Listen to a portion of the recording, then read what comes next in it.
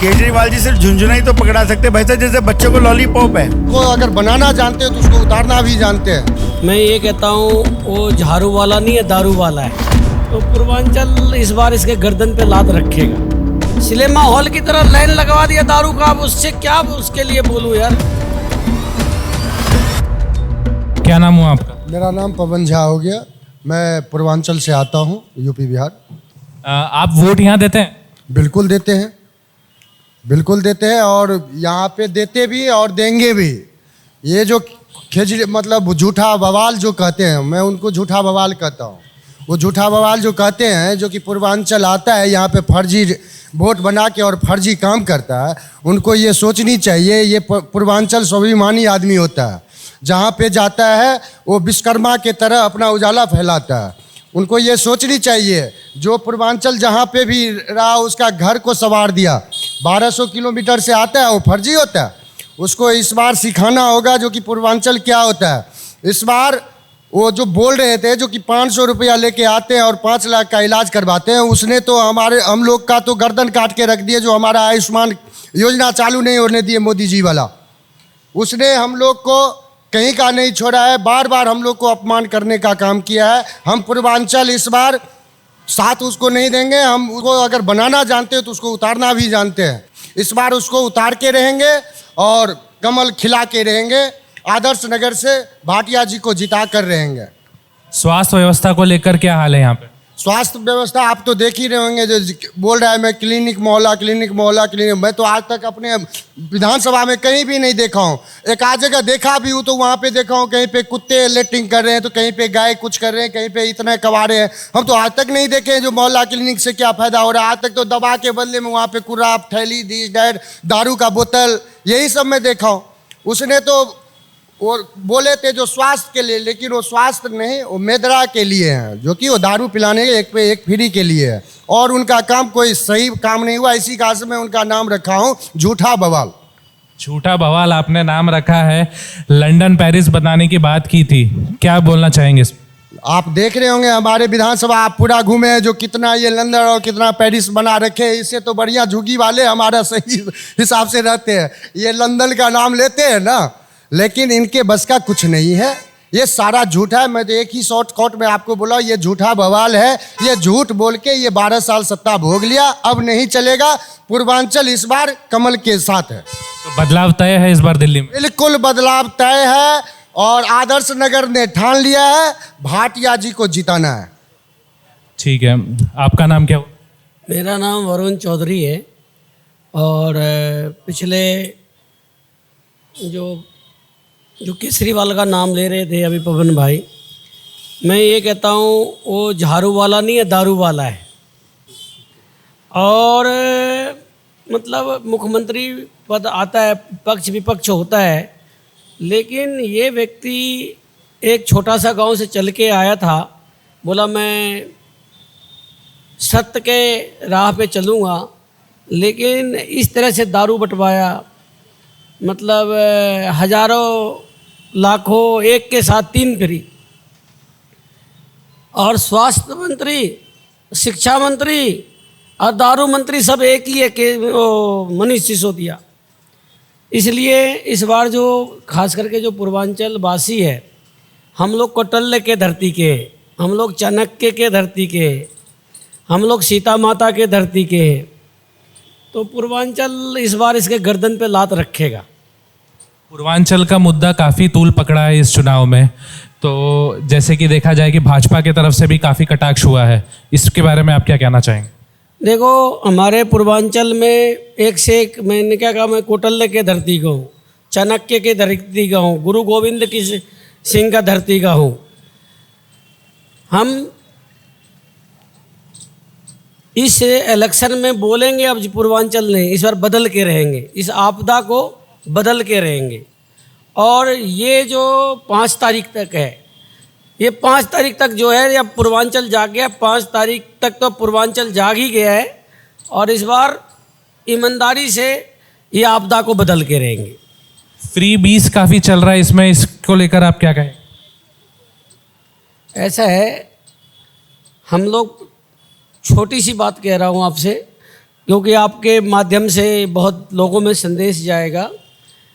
ये जो केजरीवाल जी है ना, एक नंबर झूठा है, एक नंबर मतलब अरे यार सिनेमा हॉल की तरह लाइन लगवा दिया दारू का। अब उससे क्या उसके लिए बोलूँ यार, बोलना भी कम लगता है। अभी देखो मोदी जी ने 5,500 फ्लैट अशोक विहार में दे दिया, जहाँ झुग्गी वहीं मकान। उसको जाके कह रहा है अरे इसके बस का थोड़ी है। अरे भाई साहब, तुम तो मियाँ बीवी लेके 50 करोड़ के 100 करोड़ के घर में रहते हो। मोदी जी तुम्हारे से ज़्यादा मेहनती है और देश के लिए पागल है, उससे मत लड़ो। वो गुजरात के धरती से आके पूरा विश्व में डंका बजा रहा है। तुम्हारे बस के तो दिल्ली में जो जमुना मैया को बोला था 2025 में, मैं नहीं चेंज किया, साफ नहीं किया तो मेरे को वोट नहीं देना। ऐसा करो, ये बात सही है ना? अगर वो नहीं बोला हो 2020 में, 19 में हुआ था ना चुनाव, 20 में, तो वो उनका वर्ड है। जो एक मुख्यमंत्री कह रहा है मैं जमुना मैया को सफाई कर दूंगा, 25 में वोट नहीं मांगूंगा। मैं अपने बच्चों का कसम खाता हूँ। भाई इसका क्या, अभी चलो जमुना मैया में एक गिलास पानी पी के दिखाओ। तो भैया उनका कोई लाजवाब मुख्यमंत्री हैं और ये ठका है, ठकने वाला है। और इससे बड़ा दुर्भाग्य क्या होगा जो आपने देखा ही है, जो मतलब एक के साथ 4 दारू का बोतल फिरी। ये झाड़ू वाला नहीं है, दारू वाला है। बहुत बहुत धन्यवाद। क्या नाम हुआ भाई साहब? मेरा नाम अखिलेश कुमार मिश्रा। आप यहीं के वोटर हैं? हाँ, यहीं के वोटर हैं। क्या अभी जैसे भाई साहब ने बताया कि हर चुनाव में यमुना साफ करने का वादा निभाया था, लेकिन वादा किया था वो अभी तक के पूरा हुआ नहीं है। छठ के समय काफ़ी समस्या जाती होगी। समस्या तो काफ़ी है और हमारे पूर्व विधायक जी हैं, सब कुछ बता दिए हैं आपको। मैं भी बहुत घूमता हूँ, जहाँ जहाँ मैंने देखा हूँ वादे से काफ़ी पीछे हट चुके हैं, कोई वादे पूरा नहीं हुआ है। अब जहाँ तक देख रहा हूँ जो इनकी अब ये जो दारू के बात बताई है, जहाँ तहाँ दारू की जहाँ भी दुकानें इन्होंने खोला, लोगों को जीना हराम हो गया। वहाँ पे रात को नींद नहीं आई उसको। साफ सफाई को लेकर क्या कहना चाहेंगे कि दिल्ली में साफ सफाई हुई या आपकी विधानसभा में साफ सफाई का क्या हाल रहा है? साफ सफाई तो बिल्कुल नहीं है, कहीं नाले फटे हैं, कहीं कुछ फटे हैं, कोई देखभाल करने वाला नहीं है। भाई साहब क्या नाम हो आप? भाई साहब मेरा नाम गौरव गुप्ता। आप इधर की वोटर हैं? भाई साहब यहीं क्या वोटर हूँ, आदर्श नगर विधानसभा का। क्या लगता है आपको कि इस बार चुनावी खेल क्या कह रहा है? भाई साहब चुनावी खेल जो है वो विकास मांग कर है। तो अब तक दिल्ली में विकास नहीं हुआ है, आपका कहना है? भाई साहब मैं आपको बताता हूँ, इस वक्त मैं आदर्श नगर विधानसभा की लाइफलाइन रोड पे खड़ा हूँ। मेरे दाएं हाथ पे आज़ादपुर मंडी है और ये सारा एरिया केवल पार्क पंचवटी का कहलाता है। साहब मैं खड़ा हूँ सबवे पे। भाई साहब ये सबवे पिछले 9 साल से बंद था। सबवे का जो मेन रीज़न है महिलाओं को सुचारू रूप से आना जाना या लोगों को आना जाना रोड क्रॉसिंग के लिए। भाई साहब ये अब इस पर लाइटें लगवा के विकास दिखाया जा रहा है आम आदमी पार्टी द्वारा कि हमने ये सबवे खोल दिए। भाई साहब विकास का असली परिभाषा या तो बुजुर्ग देते हैं या महिलाएं देती हैं या हम जैसे नौजवान देते हैं, क्योंकि महिलाएं सुरक्षा मांगती हैं, बुजुर्ग सेवाएं मांगते हैं और हम अपॉर्चुनिटी मांगते हैं। बाकी रही हमारी जो हमारे पिताजी वाली पीढ़ी है, वो विकास देख देख के उन्होंने कांग्रेस का विकास भी देखा, भाजपा का विकास भी देखा, आम आदमी का विकास तो देख के वो पछताए रहे। भाई साहब विकास की चर्चाएं बहुत अरविंद केजरीवाल अपने इंटरव्यू में कर रहे हैं कि हमने जितना काम किया उतना शायद किसी ने किया ही नहीं है। क्या लगता है आपको कि शुरुआती वादे और आज की हकीकत में क्या अंतर है? भाई साहब दिल्ली का जितना विकास उन्होंने करा कोई नहीं कर सकता। भाई साहब पूरे भारत में शराब तकरीबन हर राज्य में बिकती है भाई साहब, मगर जो उन्होंने दिल्ली को तोहफा दिया है कि एक के साथ 3-3 पियो। भाई साहब आप हम इस बात को समझ सकते हैं, बट जो कोरोना काल में जो लोग भूखे रह गए, खाना नहीं था मगर शराब की लाइन में खड़े, उनको लोगों क्या केजरीवाल जी ने समझाया कि भाई शराब मत पियो, अपने पैसे बचाओ, मगर उन्होंने एक के साथ 3 करके दिल्ली को नायाब तोहफा दिया जो आने वाली पीढ़ी भी ये जानेगी कि दिल्ली में हुआ क्या था। अरविंद केजरीवाल का शीश महल काफी चर्चा में रहा है, आपका क्या पॉइंट ऑफ व्यू है इस पर? भाई साहब मैं तो एक आम आदमी हूँ, ठीक है सर। शीश महल देखा नहीं, मगर मैंने ये सुना है जी बड़ा अच्छा शीश महल बना रखा है, मगर कभी मौका मिलेगा तो ज़रूर एक बार देख के आऊँगा। भाजपा की सरकार आने के बाद हो सकता है कि हम जैसे आम आदमी को देखने को भी मिल जाए भाई साहब। आम आदमी का चेहरा लेकर अरविंद केजरीवाल ने दिल्ली का पहला चुनाव लड़ा था और आज का चुनाव भी उसी मुद्दे पर लड़ रहे हैं। क्या लगता है कि असल में आम आदमी है या केवल बातें बातें? भाई साहब आम आदमी कहाँ रह गया? वुडलैंड का एक जूता 5,000 रुपये का आता है। कल मैं एक वो इंस्टाग्राम पे और ये फेसबुक पे देख रहा था, सोशल मीडिया पे, उन्होंने एक हरे रंग की जैकेट पहनी है भाई साहब। वही जैकेट सेम मेरे पास भी है, मगर मेरे पास वो 1,500 रुपये की है, मगर उन्होंने जो जैकेट पहन रखी है उसमें मेंशन था कि 25,000 रुपये की जैकेट है। तो भाई साहब आम आदमी कहाँ रह गया? आम आदमी तो हमारे जैसे जो 300-400 रुपये की जैकेट पहन के यहाँ खड़े हैं, काम धंधा कर रहे हैं। तो इस बार चुनाव में टक्कर किस किस की होगी? कांग्रेस, बीजेपी, आम आदमी पार्टी में रहेगी या केवल आम आदमी पार्टी और बीजेपी में रहेगी? भाई साहब टक्कर सिर्फ विकास की होगी, और जो सर्वप्रथम और सर्वदा भारतीय जनता पार्टी दे सकती है, नरेंद्र मोदी जी की डबल इंजन की सरकार दे सकती है। बाकी दिल्ली में कोई विकास नहीं कर सकता भाई साहब। जैसे अभी बीच में भी हम लोगों ने देखा कि मोदी जी ने अपार्टमेंट्स का उद्घाटन किया था, और इसके पहले ऐसा कभी कुछ रहा नहीं है कि झुग्गी झोपड़ी वालों के लिए कुछ किया गया है। तो क्या लगता है कि झुग्गी झोपड़ी वाले इस बार देंगे मोदी जी का साथ? भाई साहब मोदी जी ने, आपने कहा कि मोदी जी ने अभी इनको अपार्टमेंट देने से पहले कुछ नहीं करा। मोदी जी ने जो गारंटी दी है वो पूर्ण करी है। भाई साहब हर कोई भी आप प्रोडक्ट या साधन संसाधन लेते हैं तो गारंटी और वारंटी पूछते हैं, वो दोनों अलग चीज़ें हैं। मोदी जी वारंटी नहीं दे रहे, वो गारंटी दे रहे हैं। भाई साहब आज आप देखिए, आप बाईपास से अमृतसर की तरफ जाएंगे, जो दिल्ली पैचअप कुंडली बॉर्डर पार कर, सिंघू बॉर्डर पार करने के लिए तकरीबन पौना घंटा चाहिए होता था, आज भाई साहब 15 मिनट में हम सिंघू बॉर्डर पार करके मूर्तल वाली रोड पे आ जाते हैं साहब। यही विकास तो चाहिए दिल्ली को भाई साहब। पिछले बार आदर्श नगर विधानसभा की सीट काफी कम अंतर से भाजपा प्रत्याशी हारे थे। इस बार क्या लगता है, वो जीतेंगे या आम आदमी पार्टी ही वापस आएगी? भाई साहब देखिए, उसे कम मेहनत कह लीजिए या मनोबल टूटना कह लीजिए, मगर भाई साहब इस बार हम प्रचंड जीतेंगे। पिछली वाली हार को बुला के हम प्रचंड लड़ रहे हैं, लड़ेंगे और जीतेंगे। 8 तारीख को इसका आपको पूरा एक बड़ा सा बैनर यहीं इसी रोड पे मिलेगा। तो बदलाव होना तय है भाई साहब, आम आदमी की ज़रूरतों के अनुसार बदलाव होना तय है। 2100 रुपये फ्री देने का जो वादा केजरीवाल ने किया है, क्या लगता है आपको कितना प्रभाव देगा इस चुनाव पर? सर 21 सर एक बात बोल रहा हूँ, केजरीवाल जी सिर्फ झुंझुना ही तो पकड़ा सकते भाई साहब, जैसे बच्चों को लॉलीपॉप है। भाई साहब उन्होंने कोई सरकारी फॉर्म पे आपका वो थोड़ी लिया है, उन्होंने तो अपनी फ़ोटो लगा के ये बता दीजिए मैं 2100 दूंगा। भाई साहब हम तो सोशल, एक बात सुनो भाई साहब, आदमी झूठ बोल सकता है। सोशल मीडिया पे वो लेडी जिनके अकाउंट से पैसे निकल गए OTP, वो कार्यकर्ता किसके थे, कौन सी पार्टी के थे? भाई साहब झूठा प्रचार करे बेहाल, वही हाल हो रहा है भाई साहब 2100 रुपये का।